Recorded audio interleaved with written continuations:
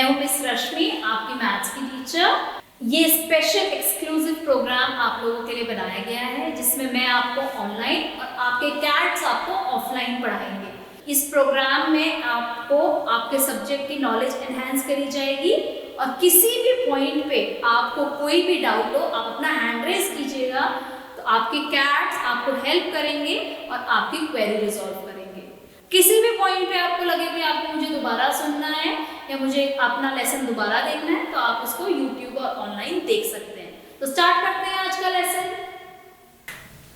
Hello बच्चों, कैसे हैं आप लोग? मैं हूं मिस रश्मि और आज मैं आपके लिए लेकर आई हूँ बहुत ही interesting topic, time and calendar. जिसने थर्ड क्लास में हमारी क्लासेस ली थी उसको याद होगा कि टाइम हम पहले भी कर चुके हैं, लेकिन ये जो टाइम है ना, ये ऐसा है कि इसको बार बार करना पड़ता है। ठीक है, तो आज हम दोबारा से टाइम स्टार्ट करेंगे, लेकिन टाइम कराने से पहले मैं आपको फटाफट से एक रिकैपिचुलेशन देती हूँ इस टॉपिक का। उसके अंदर मैं आपको बताऊंगी कि हाफ पास्ट क्या होता है, क्वार्टर क्या होता है, ठीक है, और क्वार्टर टू और क्वार्टर पास्ट क्या होता है। ठीक है, so let's start with a simple round dial clock.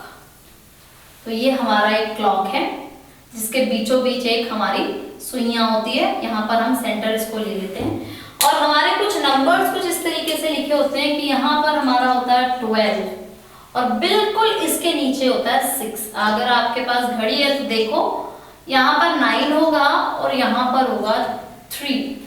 बीच में जैसे हमारे 1 2 3, देन दो होते हैं तो 4 and 5, देन 7 and 8, 10 and 11।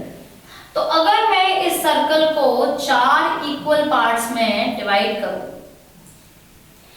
तो मेरे पास ये जो 4 पार्ट्स बनता है इसको हम कहते हैं क्वार्टर।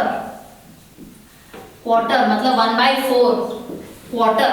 ठीक है, अब समझ में आया क्वार्टर का मतलब क्या हुआ? 1/4 of something is known as quarter.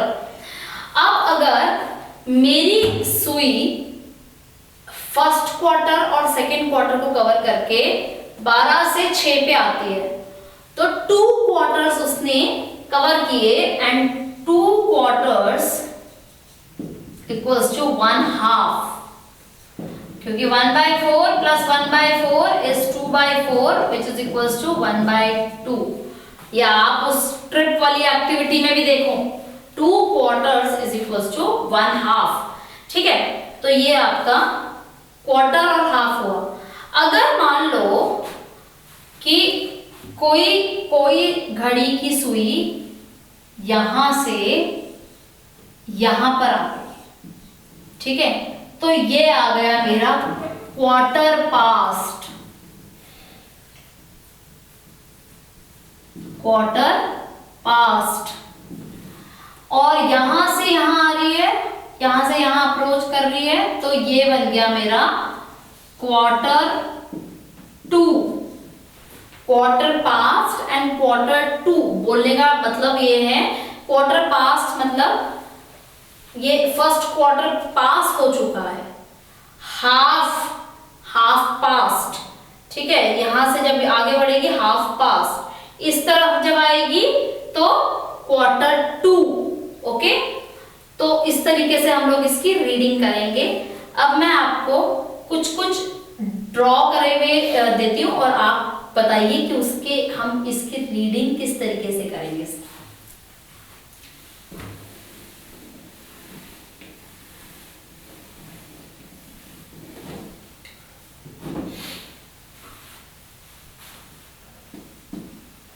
सो आपके पास एक क्लॉक है और यहां पर मैंने इसकी वॉच वो बनाई है 12, 6, 3 and 9, 1 2 4 5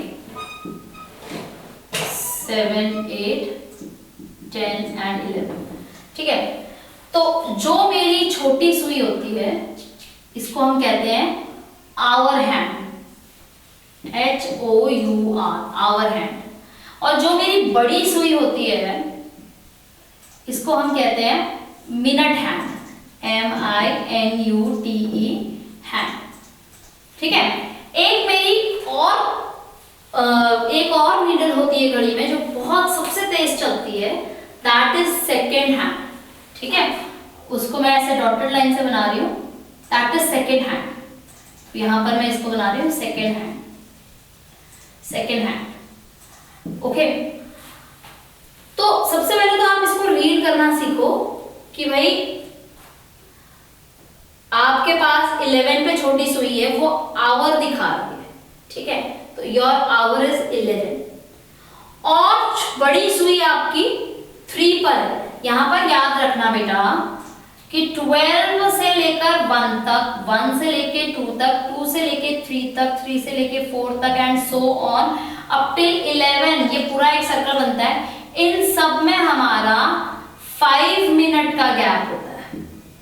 यहाँ पर 5 मिनट, यहाँ पर 5 मिनट, मतलब कि अगर मेरी ये वाली सुई यहां से यहां आई है, दैट मीन्स उसने 5 मिनट्स जो है कवर किए हैं। तो टोटल 1 आवर में जो है 60 मिनट्स होते हैं। ठीक है, 1 मिनट में 60 सेकेंड्स होते हैं और 1 डे में 24 आवर्स होते हैं। मतलब कि इसका मतलब ये हुआ कि 1 घंटे में, जब 1 घंटा होगा ना, 12 जो छोटी सुई है वो 11 से 12 पे आएगी। 11 से 12 तक आने में छोटी सुई को 1 घंटा लगेगा और बड़ी सुई तब तक यहां 12 से शुरू होकर वापस 12 तक आ जाएगी और वो पूरे 60 मिनट्स लेगी। कैसे?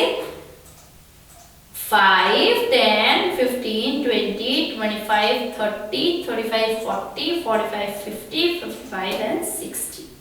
अंडरस्टूड? कि उसने हर एक नंबर को क्रॉस करने में 60 टोटल, मतलब 5 मिनट्स लिए और टोटल उसने 60 मिनट्स लिए 1 घंटे के अंदर। अब मैंने इसको लिखने का तरीका है 11 ऐसे डॉट डाला और 15, मतलब 11, 15 हो रहे हैं, ये बोलने का तरीका है। लेकिन जो करेक्ट वे है दैट इज 11, अगर मान लो आपका AM या PM है, उस तरीके से आप इसको लिख सकते हैं। ठीक है, सो आपका ये जो टाइम है that is 11:15, that is absolutely correct. अगर यहाँ पे मॉर्निंग हो रही है तो मैं इसमें लिखूंगी AM। अगर यहाँ पे नाइट हो रही है तो मैं इसमें लिखूंगी PM। इसका मतलब होता है anti meridian and post meridian. ठीक है, जब आप बड़े हो जाएंगे तब आपको पता चलेगा। इनफैक्ट अभी भी आप अगर EVS में अपने ग्लोब पढ़ लिया होगा तो आपकी मैम ने आपको बताया होगा कि प्राइम मेरिडियन एक लाइन है जो दोनों पोल्स को, नॉर्थ पोल और साउथ पोल को जोड़ती है।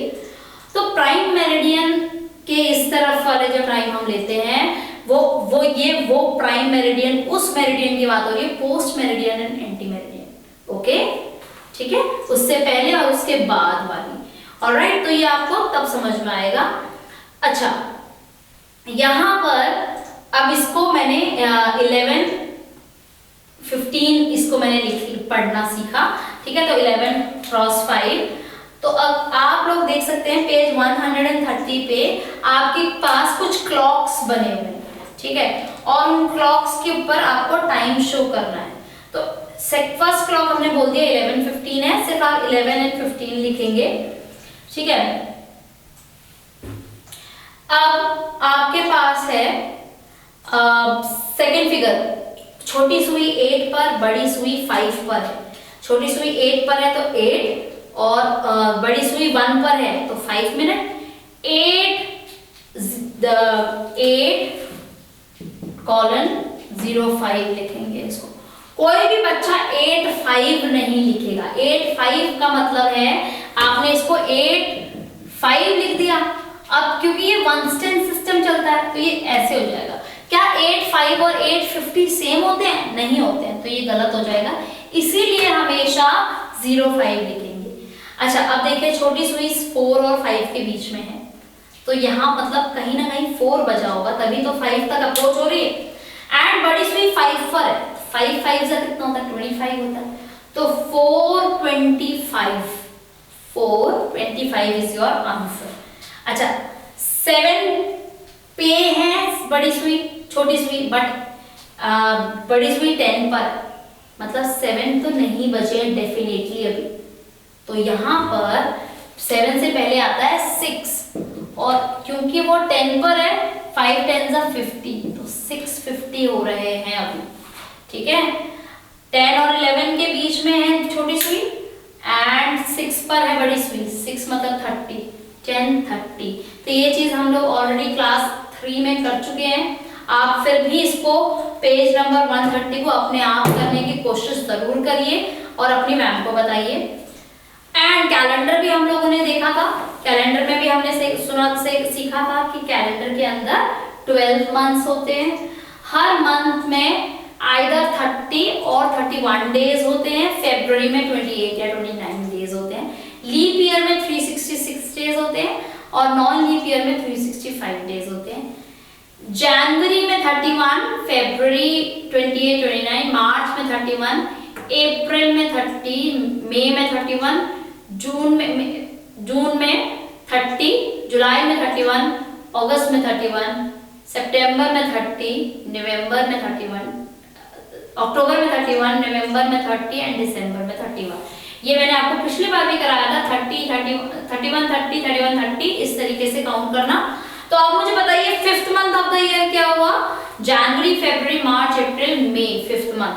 And if today is Tuesday, the day before Tuesday was Monday, okay. So 7 days 12 month, ये आप लोगों को ढंग से लर्न होनी चाहिए with spellings, okay. Now the month of August has how many days? You know this now, how to count. If 15th of September is Thursday, then 21 of September will be, आपने 15 से लेकर पहले तो 21 तक count करने कितने days है, 16 17 18 19 20 21, 6 days है। अब थर्सडे के बाद काउंट करना है Friday Saturday Sunday Monday Tuesday and Wednesday, तो it will be a Wednesday, okay. तो this is how you have done in class 3, but अब हम क्लास 4 में आ गए हैं, चीजें थोड़ी सी तो लेवल अप होंगी। तो अब हम आपको बताएंगे reading time to the exact minute. तो आपको मान लो यहां पर एग्जैक्ट मिनट बोला है, अब 7 के ऊपर आपके पास बड़ी सुई है,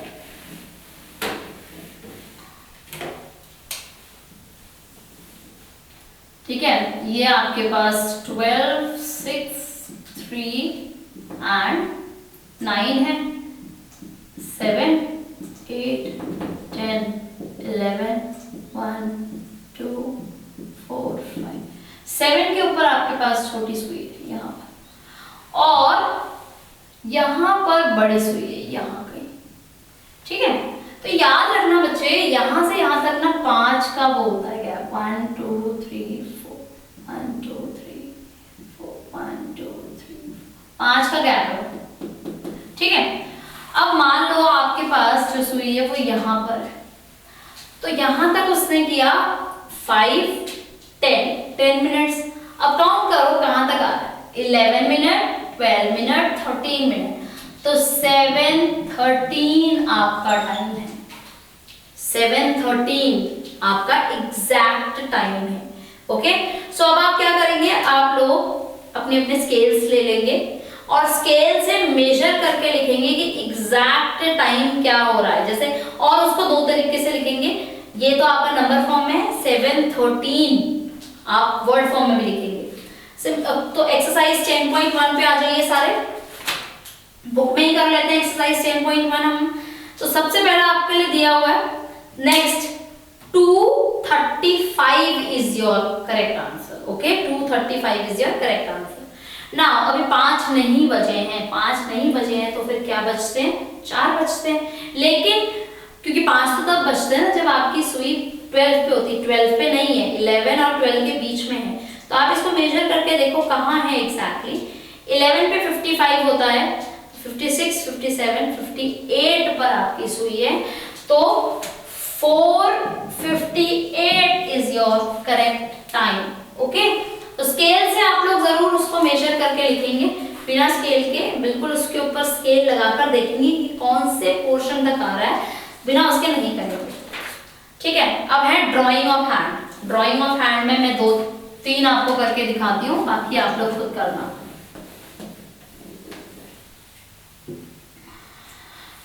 क्वेश्चन नंबर 2 का पार्ट ए, लेट्स डू। आप बुक में करेंगे ये क्वेश्चन भी। आपको बोला 343 लिखने के लिए। 343 सबसे पहले तो मैंने अपने क्वाड्रेंट बनाया, 12, 3 and 6 and 9, then 1, 2, 4, 5, 7, 8, 10 and 11। अब बोला है 3 and 43। 3 and 43 जब भी आपकी घड़ी हाफ पास्ट हो जाए, किसी भी मतलब 36 से आगे चली जाए बड़ी सुई, तो आपका नेक्स्ट नंबर के बीच में आ जाती है छोटी सुई। तो 343 तो 30 से ऊपर है, तो 3 और 4 के बीच में आएगी छोटी सुई यहाँ पर। यहाँ पर देखिए 3 और 4 के बीच में। अब बड़ी सुई 43 पर है, 30, 35, 40 यहाँ पर है, 43 देखो 1, 2, 3, 4, 43 यहाँ कहीं होनी चाहिए, तो मैं इसको इस तरीके से बनाती हूँ।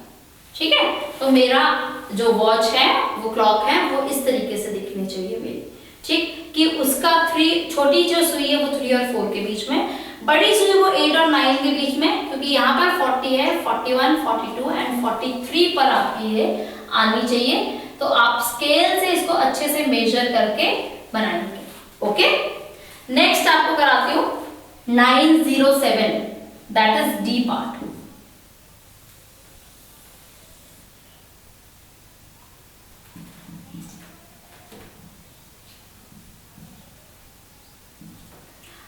ठीक है, 907 आपको दिया हुआ है, 9:07, दैट इज। अब आप बताइए, जब 7 मिनट हुए हैं, 7 मिनट्स हुए हैं, तो 7 मिनट से 30 मिनट से छोटे होते हैं, तो आपकी जो छोटी वाली जो हैंड होगा वो 9 पर ही होगा। ठीक है, अब 7 मिनट्स है, 7 मिनट्स का क्या मतलब हुआ? 7 मिनट्स का मतलब हुआ यहां से यहां तक 5, then 6, 7, 8, 9 and 10, so 7 मिनट्स यहां हुआ। अब यहां से मैंने अपना मेजर किया and this is my hand, this is 9-7 minutes। Okay, अब एक क्वेश्चन है, question number 3, minute hand has crossed 3 small marks after 5, मतलब 5 के बाद 3 स्मॉल मार्क्स उसने क्रॉस कर लिए यहां पर। ठीक है, and the our hand has just crossed 8, our hand has just crossed 8, मतलब वो यहाँ कहीं है।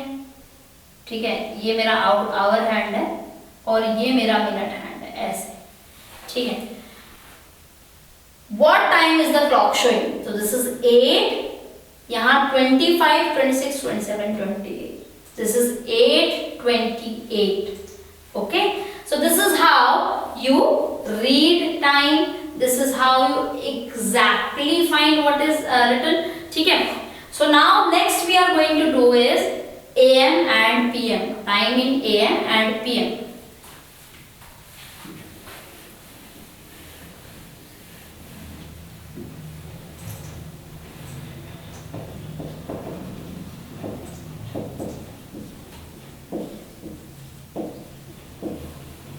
Okay, time in AM and PM। तो सबसे पहले तो आप लोग मॉर्निंग में उठते हैं या फिर नाइट में उठते हैं? सब लोग मॉर्निंग में उठते हैं सो के। तो आई वेक अप एट 6 AM या 7 AM, I sleep at 8 PM, night मतलब PM, 12 बजे के बाद मॉर्निंग में। ठीक है, जब दोपहर के 12 बजते हैं, नून, तो ये 12 हो जाता है। ठीक है, इसको हम लेते हैं PM, उसके बाद 1 PM, 2 PM and so on till रात के 12 बजे मिडनाइट, ठीक है, दिस इज AM। अब रात को 1 AM, 2 AM, 3 AM and so on up till 11 AM. This was up till 11 PM, मतलब 11:55 PM, 12 AM, okay? In fact 11:58 PM, 11:59 PM, but जैसे ही 12 आ जाएगा 12 AM. Similarly 11:59 AM, जैसे दोपहर को 12 बजेंगे it will be PM.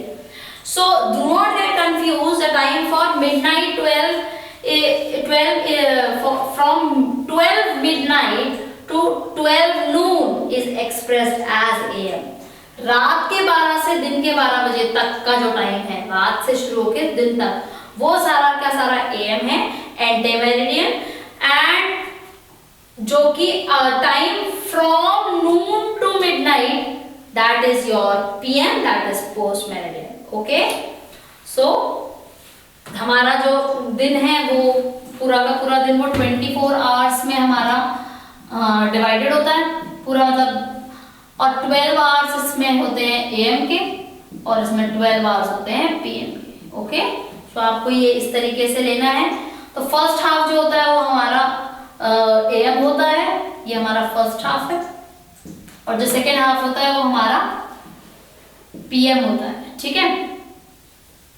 Okay, तो आपको ये इस तरीके से लर्न करना है। ओके, चलिए एक्सरसाइज 10.2 पे आ जाते हैं।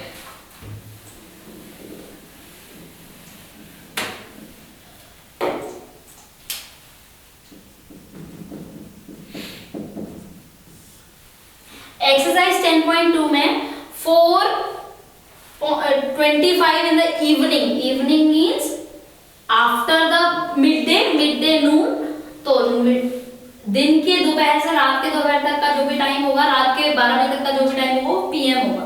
सो this is 4:25 PM। Then you have 8 o'clock in the morning। 8 o'clock in the morning में है तो 8 AM। Then you have 9:50 at night, so you have 9:50 PM.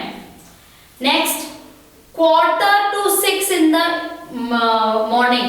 5:45, 6 के बाद क्वार्टर गया मॉर्निंग में तो 6:15 AM, ये क्वार्टर होता है।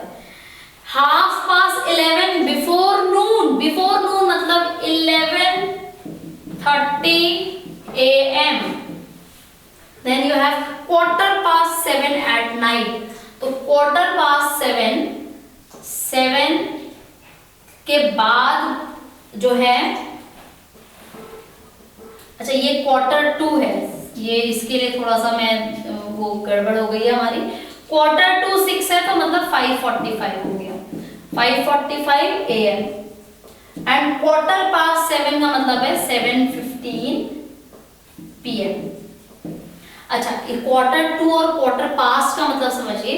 2:15 का मतलब 15 मिनट है, 2:15 मतलब 15 मिनट बीत चुके हैं, ठीक है। 2:15 मतलब उतने बजने में 15 मिनट है, ठीक है। सो अगर 5:45 है तो 6 बजने में 15 मिनट है, मतलब 5:45 है। 6:15 है तो मतलब 6:15 मिनट हो चुके हैं, ओके। तो 6:15 हो जाएंगे, okay. Now you have column A and column B, you have to match them, okay। जैसे स्नेहा had her lunch हम आफ्टरनून में करते हैं, जनरली 2 से 3 के बीच में करते हैं, ठीक है।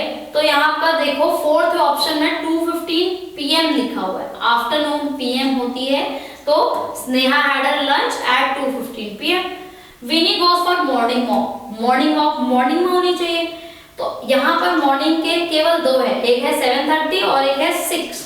इन दोनों में से कोई एक होना चाहिए।